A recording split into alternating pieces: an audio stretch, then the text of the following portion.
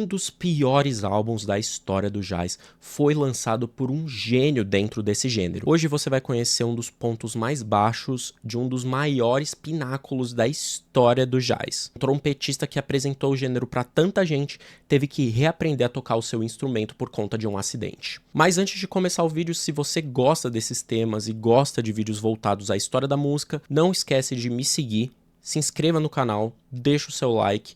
E se você quiser me ajudar de outra forma a produzir esses conteúdos, tem uma chave Pix onde você pode me ajudar. Agora bora pro tema do vídeo. Eu tô falando de um dos grandes trompetistas da história do gênero, o Chet Baker, que teve como um dos maiores pontos de destaque da sua carreira o seu álbum de estreia, Chet Baker Sings. Esse álbum fez com que um gênero que era colocado como marginal tornasse um gênero mais acessível para pessoas de diversas classes. Lembrando que o gênero já sofria um racismo extremamente grande na década de 50. Em 56, junto com o Russ Freeman, o Chet Baker lançou esse álbum cantando diversos clássicos dentro do jazz. Esse álbum é marcado especialmente pelo virtuosismo do Chet Baker e do Russ Freeman, mas também pela voz extremamente doce que apresentou clássicos desse gênero que estavam longe de serem reconhecidos pela maioria da população norte-americana. Ele também é super conhecido dentro das revistas de jazz como um dos maiores pontos de partida para você conhecer o gênero, e eu também recomendo de forma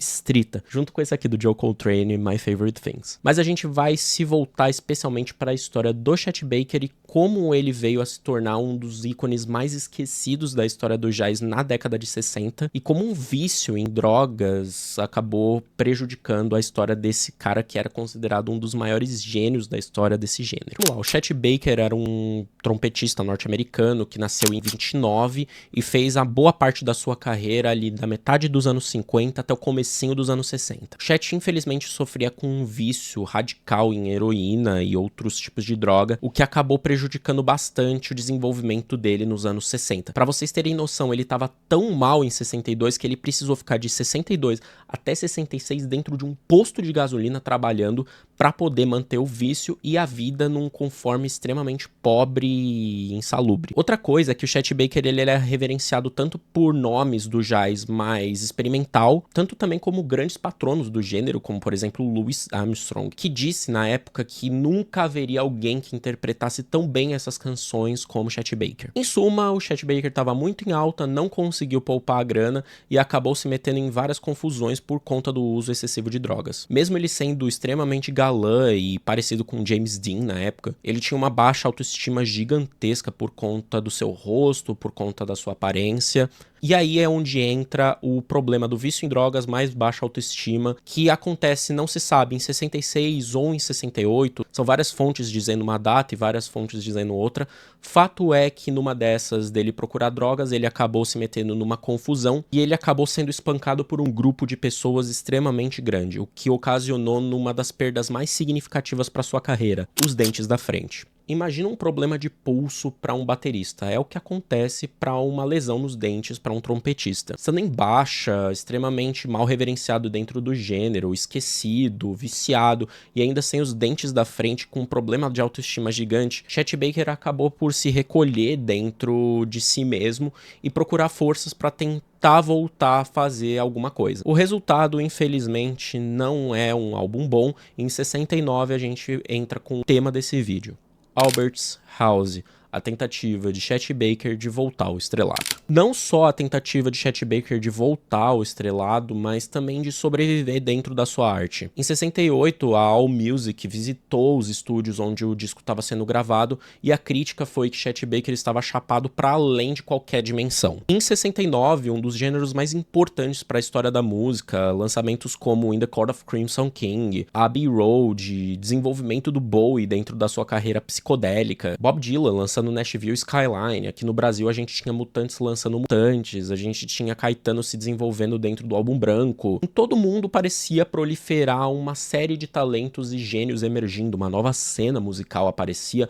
novas tendências e modismos apareciam, e dentro do jazz não era diferente. O Jazz Fusion começou a dar as suas primeiras caras, Miles Davis começou a conversar com músicos do movimento progressivo, Joe Coltrane já tinha partido, mas tinha deixado um legado gigantesco, principalmente principalmente para Art Chap e Pharoah Sanders, dando conta de expandir os limites do spiritual jazz e do free jazz. Mas Chet Baker acabou ficando no caminho e lançou um álbum como uma tentativa de sobrevivência dentro desses geniais espectros. Um cara que tinha sido um gênio dentro dos anos 50 acabava por se olhar no espelho e ver que era um musicista extremamente fracassado e que teve que voltar a reaprender um instrumento. E não é só o Chet Baker que tem problemas dentro desse álbum. Os órgãos e pianos são extremamente insossos. O gênero que ele escolheu tocar, um lounge jazz, é um gênero que se tornou extremamente mal envelhecido ao longo do tempo. E a combinação de tentar resgatar uma facilidade em relação a um gênero que estava se desenvolvendo apoteoticamente tornou o reencontro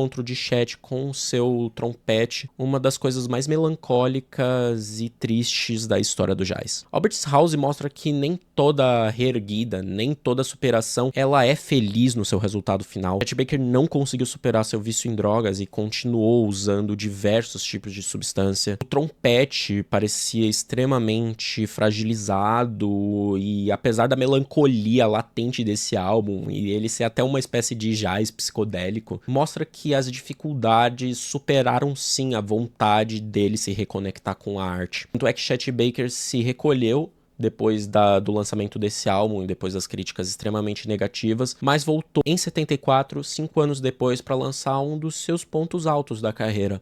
She Was So Good To Me, um álbum que abre com Autumn Leaves numa versão extremamente bonita. Chet Baker volta a cantar uma coisa que estava desaparecida desde ali dos anos 50 e demonstra que tinha força para voltar apesar dos vícios. Então, Albert's House, na minha opinião, serve como um álbum que não reforça a volta apoteótica, a volta romântica que a gente tem visto nos dias de hoje. Essa produtividade extrema de pessoas que estão em depressão e precisam, por estar em depressão, voltar no seu auge. É um álbum que demonstra que a ferida do Chet Baker com o dente pode ser uma ferida mental que temos nos dias de hoje e que, apesar da força de vontade, a gente encontra um sistema de críticas, um sistema vigente que nos poda dentro da arte e espera que nossa volta seja apoteótica. E quando fracassamos, nos culpamos. E esse álbum é importante pra mim porque Chet Baker não se culpou. Chet Baker teve coragem, basicamente, de lançar um álbum que sabia que não era a melhor coisa do mundo. Sabia que não iria voltar para os tempos áureos de Chet Baker Sings,